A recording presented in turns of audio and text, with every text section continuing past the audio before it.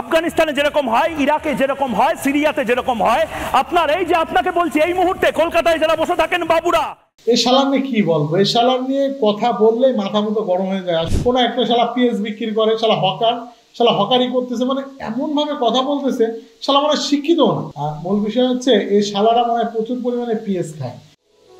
তো ভাই আজকে আমাদের মূল টপিক হলো হকার সাংবাদিক। তো আপনি হকার সাংবাদিকদের নিয়ে আমাদের কিছু বলবেন? এই শালার নিয়ে কি বলবো? এই শালার নিয়ে কথা বললেই মাথা মতো গরম হয়ে যায়। আসলে আপনি দেখেন যে এই শালা যেভাবে মনে করেন যে দুই দেশের ভিতরে একটা দাঙ্গা, এই শালারা কি বিগত 15 বছর আপনি পাইছেন কোনোদিন? আমি তো দেখিনি, রিসেন্টলি দেখছি। এই শালা হঠাৎ করে কোথা থেকে উড়ে এসে দূরে বসে কোনো একটা শালা পিএস বিক্রি করে, শালা হকার, শালা হকারি করতেছে, মানে এমন ভাবে কথা বলতেছে শালা মানে শিক্ষিত না। আর চোখগুলো মোটামুটি বলেন, প্রশ্নটা হলো এরা জোরে কথা বলে গেল। আর মূল বিষয় হচ্ছে এই শালারা মানে প্রচুর পরিমাণে পিএস খায়। পিএস না খেলে দেখেন আপনি বাংলাদেশের যে সাংবাদিক আছে তারা কত ভদ্রভাবে সুন্দরভাবে বিশেষ কথাগুলো বলে, কত বড় বড় পরিস্থিতিতে কত সুন্দর কথা। কিন্তু ভারতের ম্যাক্সিমাম মানুষ, ম্যাক্সিমাম সাংবাদিক জোরে কথা বলে। আমার একটা বিষয় মনে পড়তেছে, আপনার সাথে আলাপ করা উচিত যে আমি রিসেন্টলি একটা ডাক্তারের কাছে গেছিলাম, ও কানে কম শোনে। তো ও কানে কম শোনে যেহেতু জোরে কথা বলে, ও মনে করে যে সবাই কম শোনে, এর শালাকের মনে হয় কানের সমস্যা আছে। তা নাহলে এইভাবে কেন কথা বলবে? আসলে কথাটা কিন্তু ঠিক। তবে এই যে হকার সাংবাদিক এবং বাংলাদেশ সাংবাদিক, এটা কিন্তু আকাশ পাতাল ডিফারেন্স। অবশ্যই ডিফারেন্স আছে। কারণ এরা যখন কথা বলতে দেখবেন আপনি যে এক কথায় যে আমাদের বাংলাদেশের মলম বিক্রেতা, তাদের আখ্যা পেয়েছে কিন্তু বাংলাদেশের লোক দিয়েছে এদেরকে মলম বিক্রেতা। আপনি জানেন যে ওকে কিন্তু অলরেডি হকার সাংবাদিক এই কারণেই বলা হয়েছে। তো এবং আমাদের বাংলাদেশের যারা সাংবাদিক তাদের উপস্থাপনা দেখে না, তাদেরটা দেখেন যে আকাশ পাতাল ডিফারেন্স। তো আসলে আপনি কি মনে করেন যে এই হকার সাংবাদিকদের জন্য এই দুই দেশে যে দাঙ্গা বাঁধাটা সৃষ্টি হচ্ছে? অবশ্যই আপনি একটা জিনিস দেখেন যে দুটো দেশ শান্তিপ্রিয় দেশ, আমি ইন্ডিয়ার কথাও বলবো এবং বাংলাদেশের কথা বলবো, এটা তো এরকম ছিল না। কিন্তু এই যে আপনার 5 আগস্টের পর থেকে বা 5 আগস্টের আগের থেকে শুরু করে এই সাংবাদিক কিন্তু বিভিন্ন ধরনের বাজে পরামর্শ বা বিভিন্ন ধরনের আমাদের দেশের বিভিন্ন ধরনের কূটনীতিক বিষয় নিয়ে কথা বলেছে, আমাদের দেশের সরকার নিয়ে কথা বলেছে। কারণ আপনি দেখেন যে আমাদের দেশের বিটিভি চ্যানেল কিন্তু কেউ দেখে না, এই শালারও কিন্তু কেউ আগে থেকেও দেখতো না, বা একে কেউ চেনেও না, একে চ্যানেলটাও কেউ চেনে না। কিন্তু এই শালা ইদানিং মনে করেন যে বাংলাদেশের বিষয় নিয়ে কথা বলে অল বিশ্বে কিন্তু শালা হকার নামে পরিচিত হয়েছে। আর একে মানে ওর যদি আমি কাছে পাইতাম তোরে শুধু তুই গেলে থাপড়াতাম, ঠিক আছে? কেন হবো না শালা হকার কেন? আমি এই জিনিসটাই বুঝি না। আচ্ছা ভাই, বর্তমান সময়ে যে প্রধান উপদেষ্টা আমাদের ইন্ডিয়ান যে চ্যানেলগুলো এগুলো বন্ধ করার সিদ্ধান্ত নিয়েছে, আপনি এটার কি একমত? আমি আমার দেশের প্রধান যে উপদেষ্টা আমি ডক্টর মোহাম্মদ ইউনূস স্যারকে বলতে চাই, আপনি ঠিক সময় ঠিক পদক্ষেপ নিয়েছেন। কারণ বাংলাদেশের ম্যাক্সিমাম মানুষ কিন্তু এই যে টিভি চ্যানেলে কিন্তু আসক্ত ছিল।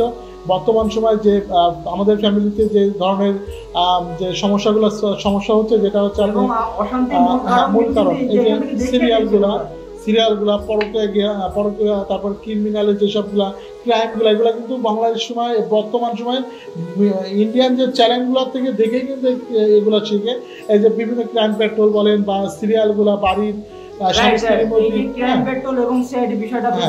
এটা কিন্তু একদিক থেকে আমরাও অনেক দেখেছি এটা, কিন্তু তখন দেখতে এটা ভালো লাগতো। কিন্তু এটার মাধ্যমে কিন্তু যারা আছে অপরাধ করছে, অপরাধ কিন্তু আরো সতর্ক হয়ে যাচ্ছে, নতুন নতুন পদ্ধতি পাচ্ছে। এমনকি বাংলাদেশের যেই একজন আওয়ামী লীগের নেতা, যিনি হচ্ছে মাগুরা সম্ভবত, তাকে নিয়ে কিন্তু টুকরো টুকরো করে ইন্ডিয়া থেকে এটা একদম একেবারে সিআইডি থেকে কিন্তু এটা পেয়েছে। তো এই জন্য বলবো ডক্টর মোহাম্মদ ইউনূস স্যারকে বলবো, আপনি ঠিক সময় একটা ঠিক পদক্ষেপ নিয়েছেন। এদের প্রত্যেকটা চ্যানেলই বন্ধ, কারণ এই হকারকে চ্যানেল আমরা দেখতে যাচ্ছি না, আমরা আর জ্বলতে যাচ্ছি না, এদেরকে বন্ধ করে দেন আপনি।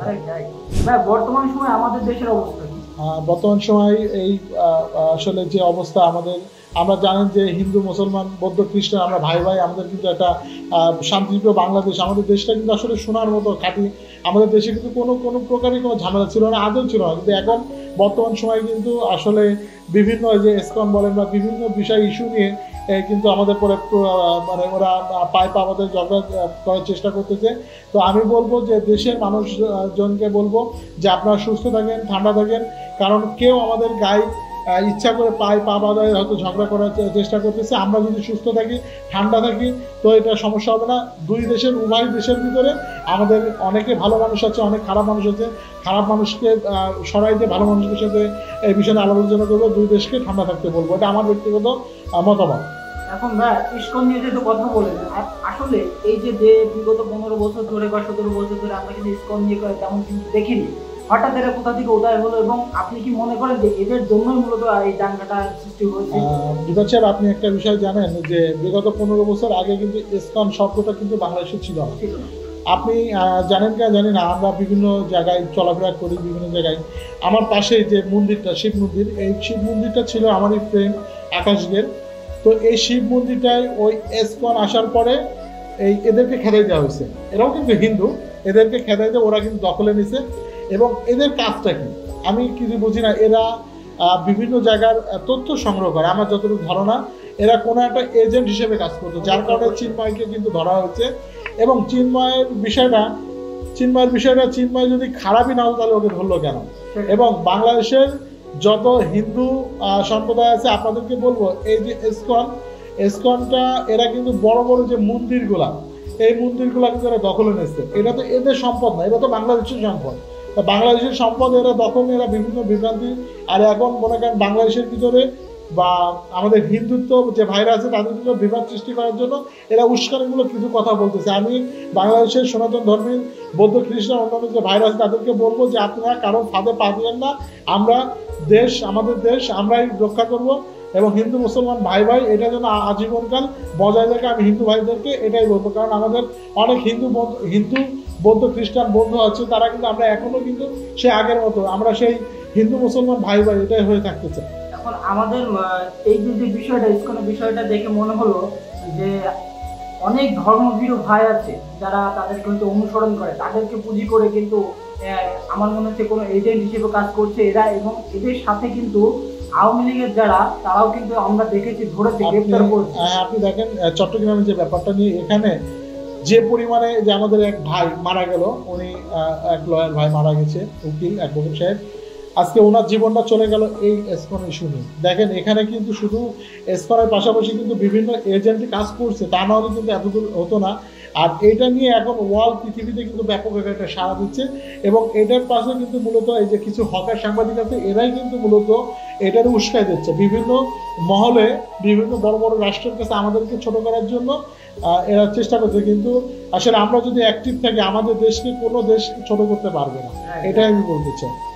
আর শেষ প্রশ্ন হলো, আমাদের দেশে এবং ইন্ডিয়ার ভিতরে যেই দাঙ্গাটা বাধার সৃষ্টি হচ্ছে বা এই যে গরম উত্তেজনা চলছে, আপনি কি মনে করেন কি করলে দুই দেশই ঠান্ডা হবে এবং স্বাভাবিক পর্যায়ে চলে যাবে? আপনি জানেন কি জানি না, আজকে কিন্তু বাংলাদেশের ভিতরে বিভিন্ন জায়গায় কিন্তু এই বিষয়টা নিয়ে বিশাল আকারে কিন্তু একটা সমাগম হবে, এবং বিশাল আকারের সামনে আমিও যাব, আমাদের প্রোগ্রামে ইনভাইট করছে, আমরাও যাব।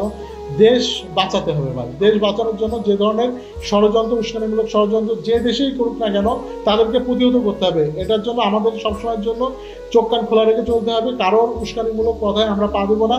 আমরা আমাদের দেশকে ভালোবাসি, আমার দেশকে কীভাবে এগিয়ে নিয়ে যাব, দেশ এবং জাতি কীভাবে উন্নত দেশের সাথে পা মিলে চলতে পারবে, এই বিষয়টা নিয়ে কিন্তু আমাদের কাজ করতে হবে। অসংখ্য ধন্যবাদ আপনাদেরকে সময় দেওয়ার জন্য। আবার দেখা হবে নতুন কোনো তথ্যতে, সে পর্যন্ত ভালো থাকবেন। আসসালামু আলাইকুম।